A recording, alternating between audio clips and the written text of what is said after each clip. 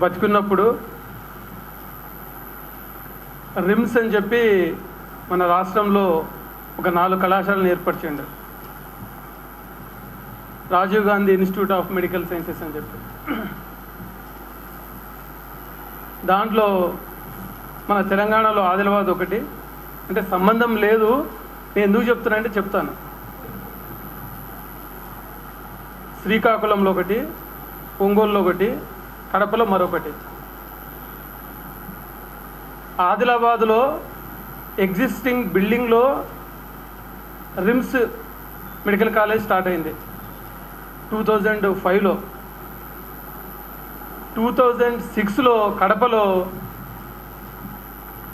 ఒక గుట్టల మధ్యన ఎంటీ ప్లేస్లో స్టార్ట్ అయింది. నేను ఎందుకు ఈ విషయం చెప్తున్నానంటే, నెల రోజుల క్రితమే నేను కడపకు ట్రాన్స్ఫర్ అయినా. ట్రాన్స్ఫర్ అంటే ప్రమోషన్ మీద పోయినా. ఎందుకు పోయినా అంటే, ఈ 4 రిమ్స్ కళాశాలల్లో స్టాఫ్ లేరని చెప్పి అందరూ గొడవ చేస్తుంటే 133 అని ఒక కొత్త జీవో తీసుకొచ్చి వైఎస్ రాజశేఖర రెడ్డి గారు 2007లో కేవలం కడపలో మాత్రమే పనిచేయడానికి ఒక కొత్త జీవో తీసుకొచ్చిండు. ఆ జీవో ప్రకారం నేను ప్రమోషన్గా అక్కడికి వెళ్ళడం జరిగింది. నిజంగా ఆంధ్రప్రదేశ్లో ఏ మెడికల్ కళాశాల కూడా అంత బాగలేదు. బ్రహ్మాండంగా కట్టాడు, అద్దంలాగా ఉంటుంది. ఉస్మానియాలో నేను దాదాపు 12 సంవత్సరాలు పనిచేస్తున్నా. ఈ రోజు వరకు ఆర్థోస్కోపీ ఎక్విప్మెంట్ కావాలని చెప్పి మేము 4 సంవత్సరాల నుంచి గొడవ చేస్తుంటే ఎన్నడూ రాలే మాకు. అక్కడ 2007లోనే 4 ఆర్థోస్కోపీ సెట్లు, అంటే ఒక్కొక్క సెట్కి 50 లక్షలు అవుతుంది. అంటే 2 కోట్ల రూపాయలు పెట్టి ఆడ పడేసారు. ఎవడు యూజ్ చేయట్లేదు, దుమ్ము పట్టింది. నేను పోయి ఇప్పుడు ఆ దుమ్ము దులుపుతున్నా. ఎంత దారుణం అంటే, అసలు ఇంకా రైల్వే విషయానికి వస్తే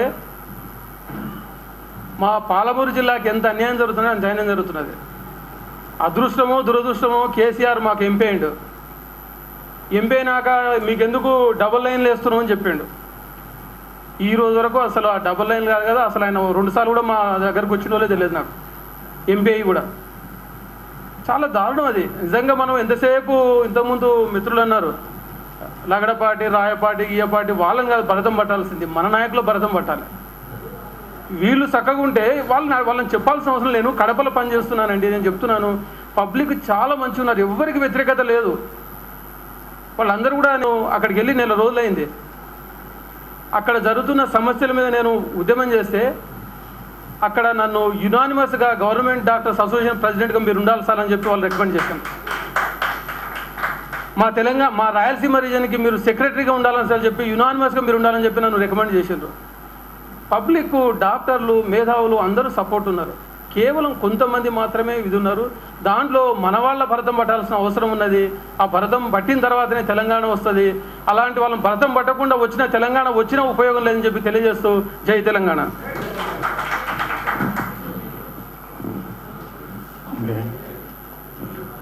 తెలంగాణలో ఇప్పటి వరకు 36 చర్చలు, ప్రతి చర్చ చివరిన మిగిలేది ఇదే.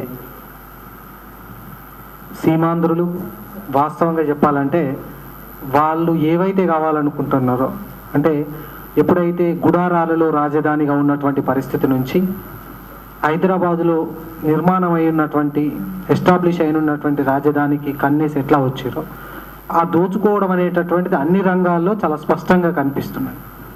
అందుకే ఉదయమిత్ర అన్నట్టు, ఎవరు సవరిస్తారు ఈ తీగ తెగిన మూగవీణను, ఎవరు వెలగడతారు నేను పోగొట్టుకున్న స్వర్గధామాలను, ఏ భావానికి ఇది భాష్యం, ఏ వ్యవస్థకి ఇది ప్రతీక.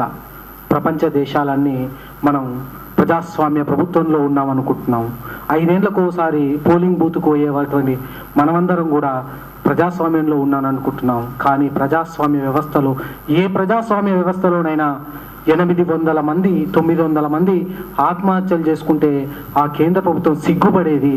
కానీ భారతదేశ ప్రభుత్వం కనీసం ఒక 2 నిమిషాలు మౌనం వహించడానికి ఆంధ్రప్రదేశ్ అసెంబ్లీకి మనసు రాలేదు. ఇది ఈరోజు ఉన్నటువంటి వ్యవస్థ.